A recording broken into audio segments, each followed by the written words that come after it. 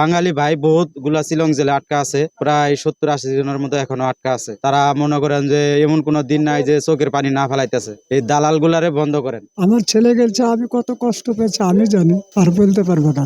এখন ভালো লাগছে, খুশি লাগছে, অনেক খুশি, ভালো লাগতেছে। কেউ যেন এইভাবে চোরাই পথে যেন ইন্ডিয়াতে না যায়, বিপদে যেন কেউ না পড়ে। 9 মাস পর আমার ছেলে পাচ্ছে, কিন্তু আর কেউ এইভাবে চোরাই ভাবে কেউ যাবেন না, না যাওয়াটাই ভালো। 11 মাস পরে আমি সিলেক্ট পাইছি, সিলেক্ট পাই খুশি। আমি আইছি 9 মাস 2 দিনে, ভালো লাগতেছে। আরেক দেশও এটা তো আমরা মনে হয় বর্ডারে বেড়াইতে গিয়ে পড়ে গেছি গা, সারা রাত হয়ে যেত মেলা।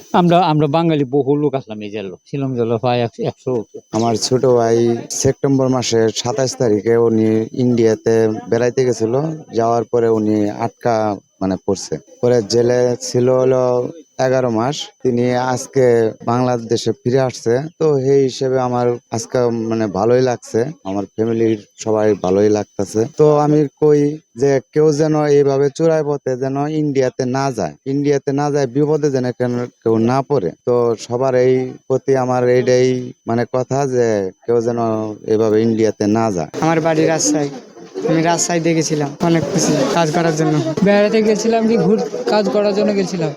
মোহাম্মদ কাউসার আলী, আমার বাড়ি রাজশাহী, আর আমি রাজশাহী দিয়ে ইন্ডিয়া গেছিলাম। 10 মাস জেলে ছিলাম। এখন ভালো লাগছে, খুশি লাগছে। এভাবে না যায় এটা আমি চাই, মানুষ যেন ভালোভাবে থাকে বাংলাদেশে, ইন্ডিয়া যা না যায় না। ইন্ডিয়া গেলে তো ভালো না। ওইখানে আটকা আছে, এখানে দালালেরা ফাঁসাই দিছে। এই দাউকি বর্ডারেতে বহুত দালাল আছে, দালালের মনে করেন ভুলভাল বুঝাইয়া ইন্ডিয়াতে পাঠায়, বলে যে আমি টাকা পয়সা দিয়ে কাগজপাতি বানাই তোমাদের ইন্ডিয়াতে পাঠাম, কোনো সমস্যা হবে না।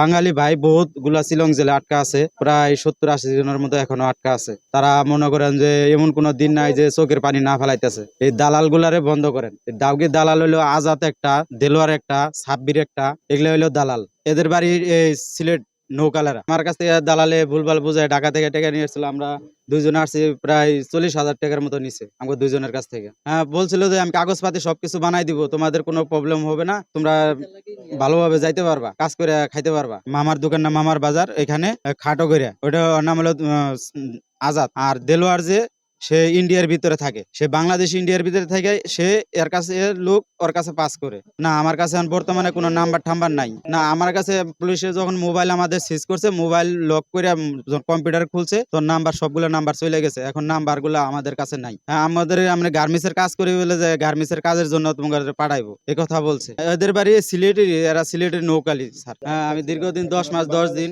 বাংলাদেশে আইসে আমার ভালো লাগতেছে, কিন্তু আমার যে টাকা পয়সা গুলা গেছে, আমার বহুত টাকা গেছে, প্রায় 1,20,30,000 করে টাকা গেছে। এখান থেকে লয়ার ধরে বাইরে আসতে প্রায় 1,20,30,000 করে টাকা গেছে।